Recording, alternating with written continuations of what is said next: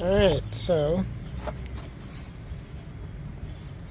this is a video on how to install the BNR flex fuel kit.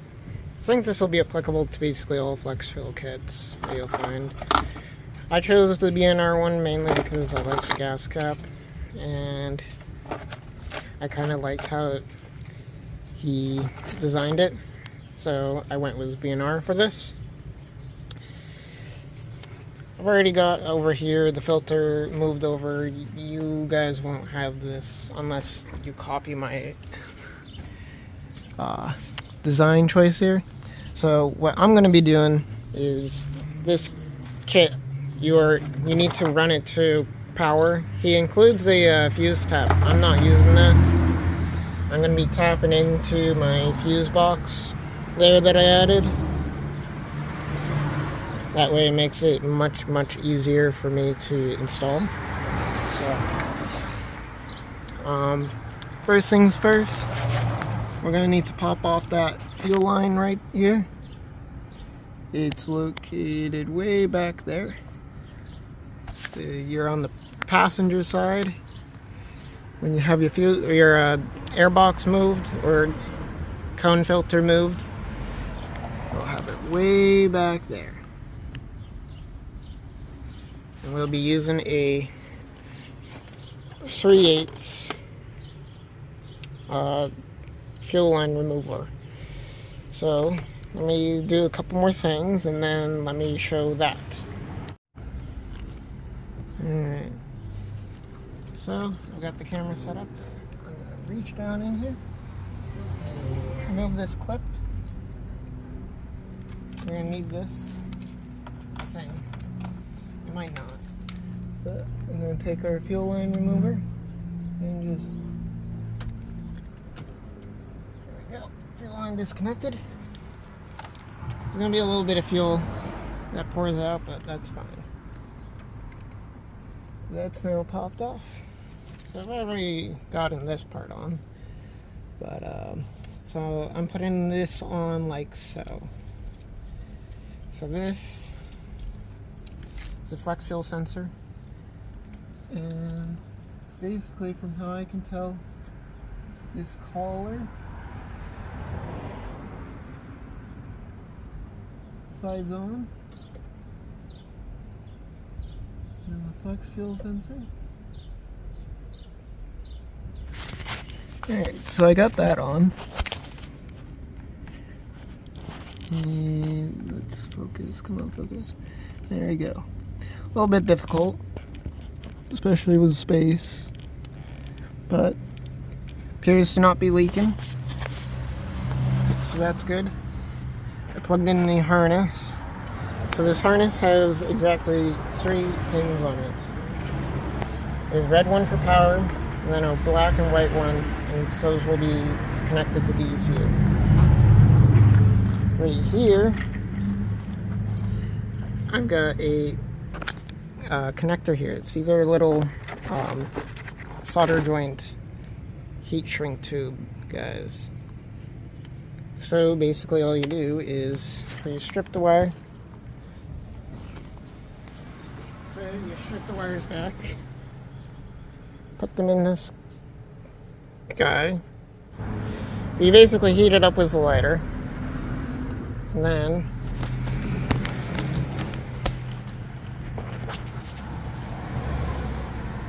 you got a solder joint. Very strong, won't corrode. And then you can just run this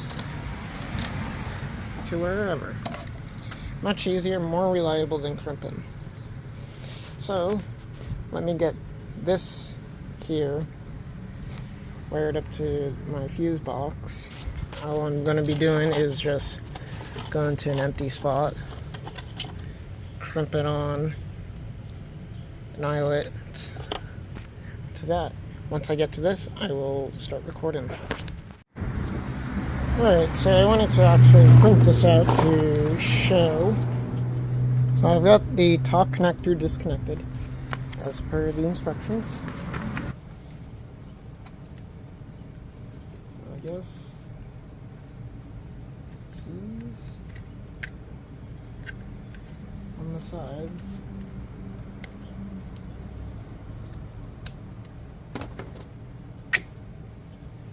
Expose the wires. Yep. Now we're going to want to pop off this cover down here.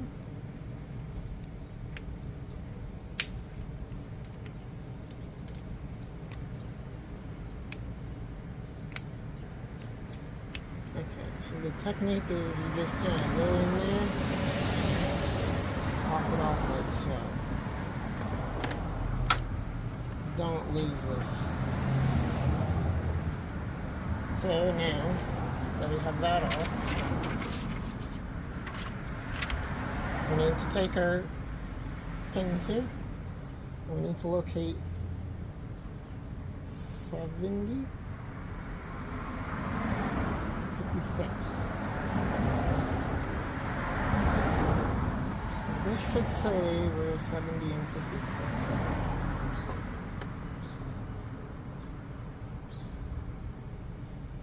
So 53 is down there.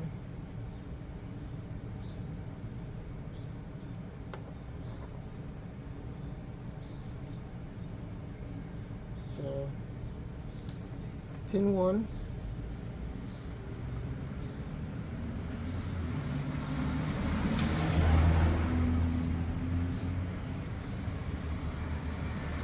Pin 16. Pin 17. 32. So 33. It's all the way over here. And 52. It's all the way over here. So 53, 54, 55, 56.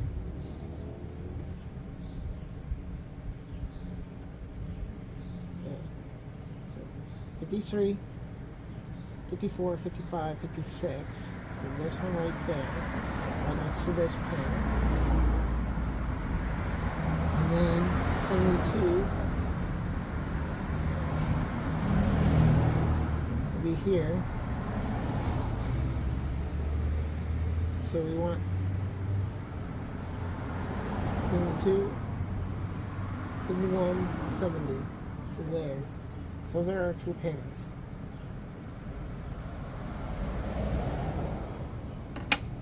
I need a paper clip. Let me go grab one. Alright, so I found using a pick to push it out worked really well. So let's do that for the next pin. So 70, so pin 70, so 72, 71, 72. It's going to be 72, 71, 72. So we're going to just push. And then pop that placeholder out like so. Perfect. Now, we are gonna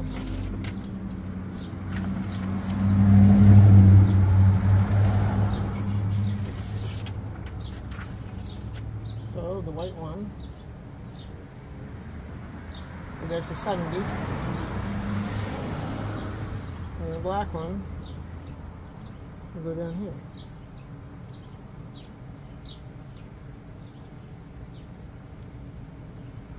Make sure I know the orientation. Yep. So the black one goes next to this green one down here at the very bottom.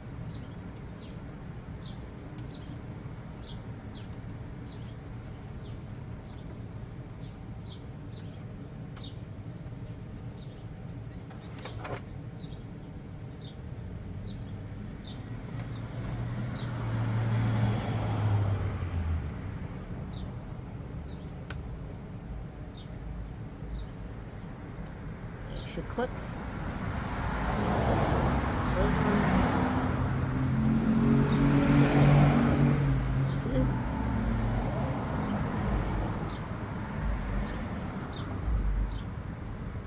Click. Right, 2 clicks. Good. So, and as per this, black wire wire goes right next to the green purple wire. Check. And then the white wire goes near this yellow wire up here.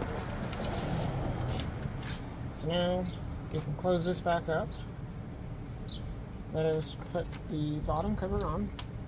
We should just click on like so. And then top cover. Slide this on, click. There we go. Now, take this connector. I don't know if I showed this, but basically this is just a giant lever. There's a red clip that holds that on. And all you have to do is just push it, and it comes right off. So now, this is connected.